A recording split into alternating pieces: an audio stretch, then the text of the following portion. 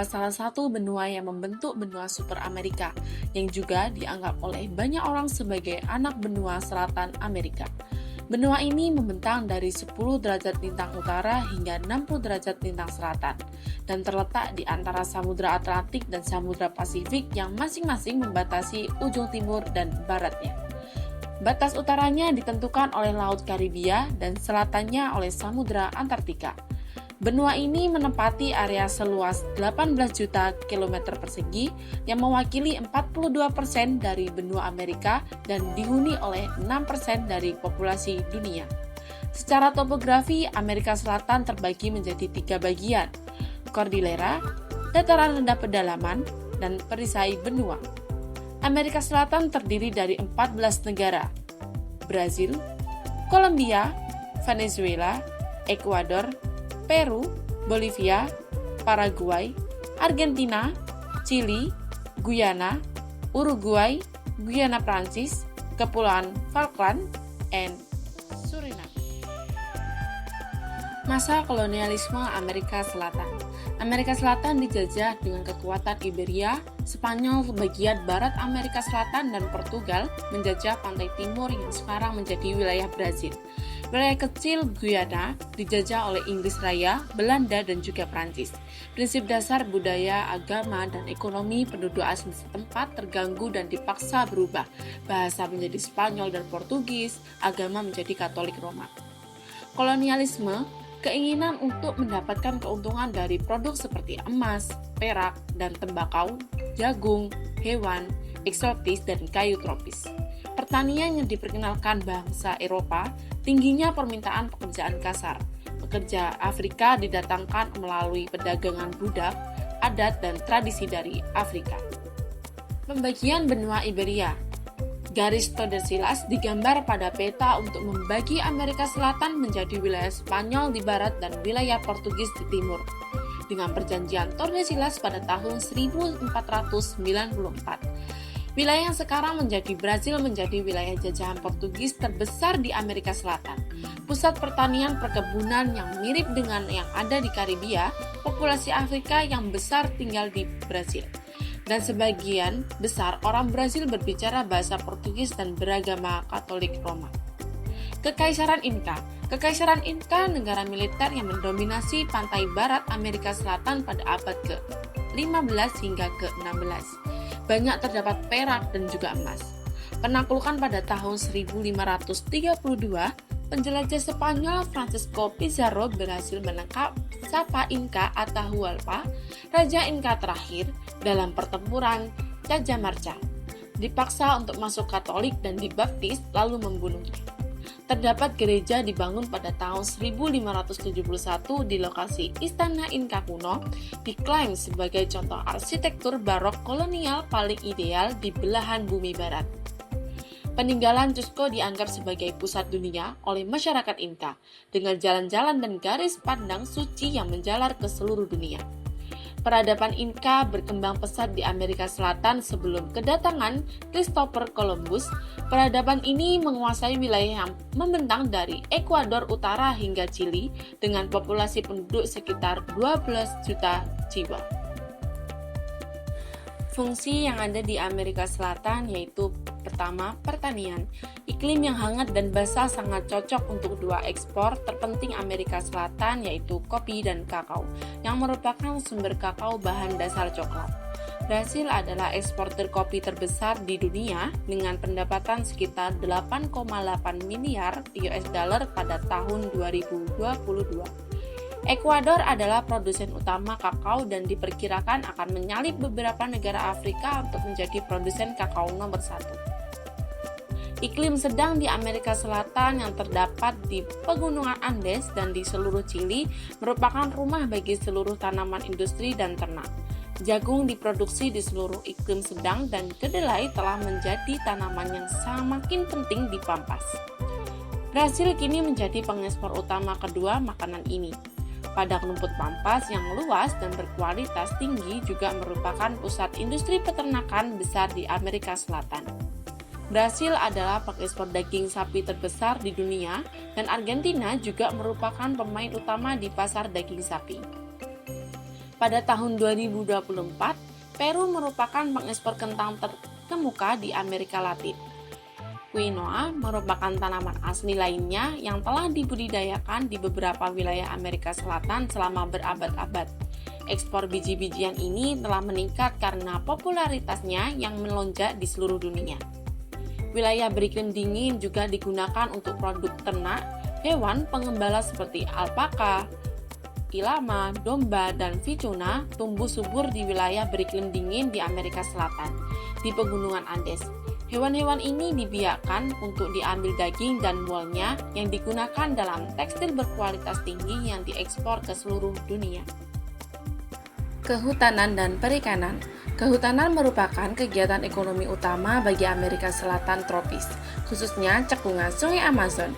Banyak spesies pohon bernilai tinggi seperti mahoni, rosewood, berasal dari hutan hujan. Kayu dari pohon-pohon ini diekspor ke pasar luar negeri untuk digunakan dalam lemari dan lantai. Kayu kelas rendah seperti kayu putih juga telah menjadi ekspor utama, meskipun kayu putih bukan asli daerah tersebut. Brazil telah membuat investasi besar dalam menanam pohon dan sekarang menjadi produsen kayu putih terbesar di dunia. Amerika Selatan memiliki lahan kedua terbanyak yang didedikasikan oleh perkebunan pohon dari benua manapun.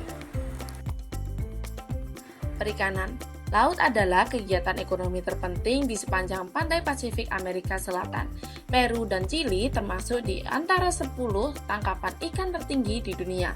Tangkapan ikan teri yang melimpah di Peru dan Chili diolah menjadi tepung ikan, bahan yang digunakan dalam pakan ternak dan pupuk. Peru dan Chili adalah negara dengan perikanan ikan teri terbesar di dunia, sehingga mereka menjadi produsen tepung ikan terbesar. Pertambangan dan pengeboran. Industri pertambangan adalah salah satu mesin ekonomi terpenting di Amerika Selatan. Amerika Selatan merupakan produsen utama tembaga dan litium, yang keduanya digunakan untuk teknologi modern dan solusi energi bersih. Amerika Selatan merupakan produsen utama tembaga dan litium. Chili memproduksi 27% tembaga dunia dan Peru memproduksi 10%. Chili juga merupakan produsen utama litium yang merupakan komponen penting dalam kendaraan listrik dan baterai untuk ponsel, komputer, dan barang elektronik lainnya.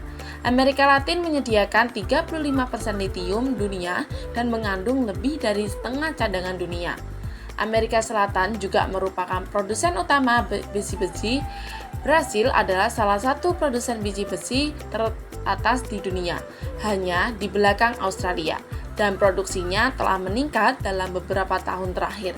Salah satu tambang biji besi di Amerika Selatan yaitu Kompleks Tambang Serra Norte yang berlokasi di Pará, Brasil, dan dimiliki oleh perusahaan tambang besar Vale, menghasilkan biji bermutu tinggi.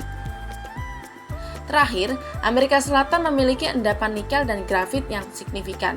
Yang keduanya dapat memainkan peran penting dalam transisi ke energi yang lebih bersih. Amerika Selatan adalah rumah bagi beberapa endapan minyak dan gas alam yang dibor untuk energi dan bahan bakar. Venezuela memiliki cadangan minyak terbesar di dunia dan merupakan produsen minyak teratas. Gas alam secara historis telah menjadi komoditas penting di Argentina dan Bolivia, tetapi produksinya telah stabil dalam beberapa tahun terakhir dan negara-negara Amerika Selatan mengalami persaingan yang semakin ketat dari negara-negara lain. Industri dan inovasi. Amerika Selatan adalah rumah bagi sejumlah keajaiban teknik yang sebagian besar terhubung dengan pengelola sumber daya alam benua itu. Bendungan Itaipu yang beroperasi sejak 1984 membentang di Sungai Paraná di perbatasan Brasil dan Paraguay. Bendungan itu menghasilkan rekor 103,1 juta MWh pada tahun 2016, menjadikannya bendungan penghasil energi tertinggi kedua di dunia. Pada tahun 1994, American Society of Civil Engineers memiliki Bendungan Itaipu sebagai salah satu dari 7 keajaiban dunia modern. Pertumbuhan ekonomi Amerika Selatan selama setengah abad terakhir telah mendorong kota-kotanya untuk berkembang pesat. Sao Paulo, Brasil adalah pusat industri dan kota terbesar di belahan bumi selatan, dengan populasi sekitar 12 juta di wilayah metropolitan dan sekitar 10 juta yang tinggal di daerah sekitarnya. Kondisi fisik Amerika Selatan. Amerika Selatan memiliki kondisi geologi, geomorfologi, dan hidrologi yang sangat beragam, terbentuk oleh proses tektonik dan iklim selama jutaan tahun. Geologi dan geomorfologi Amerika Selatan. Bagian barat Amerika Selatan didominasi oleh pegunungan Andes, rangkaian pegunungan terpanjang di dunia, terbentuk akibat subduksi lempeng Nazca di bawah lempeng Amerika Selatan. Wilayah ini dicirikan oleh aktivitas vulkanik dan gempa bumi, serta mencangkup puncak-puncak tertinggi seperti Gunung Aconcagua. Di bagian tengah hingga utara terdapat dataran Amazon yang luas, salah satu cekungan sedimentasi terbesar di dunia. Kawasan ini dialiri oleh Sungai Amazon dan didominasi oleh hutan hujan tropis yang lebat. Di timur dan tenggara Brasil, ada dataran tinggi Brasil, sebuah daratan purba yang relatif stabil dengan bukti dan lembah hasil erosi. Di selatan, khususnya Argentina dan Uruguay, membentang dataran pampas padang rumput subur yang penting untuk pertanian dan peternakan. Wilayah barat laut Chili adalah rumah bagi gurun Atacama, salah satu tempat terkering di dunia, disebabkan oleh arus laut dingin, Humboldt, dan efek bayangan hujan dari Andes.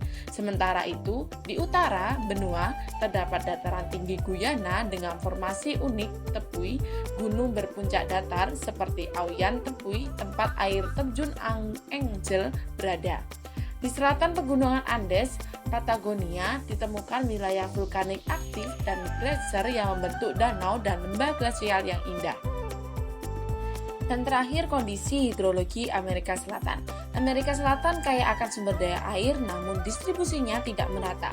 Kawasan seperti Amazon dan cekungan Orinoco menerima curah hujan tinggi menghasilkan sistem sungai yang sangat besar. Sementara gurun Atacama sangat kering, salju dan gletser di Andes menjadi sumber air penting bagi banyak sungai besar.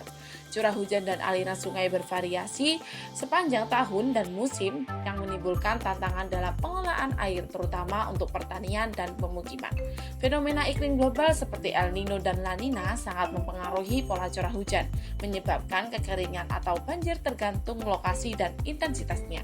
Banyak sungai besar melintasi beberapa negara seperti Sungai Parana dan Amazon, sehingga pengelolaan air memerlukan kerjasama antar negara untuk memastikan penggunaan air yang adil dan berkelanjutan, serta untuk mencegah potensi konflik di masa depan.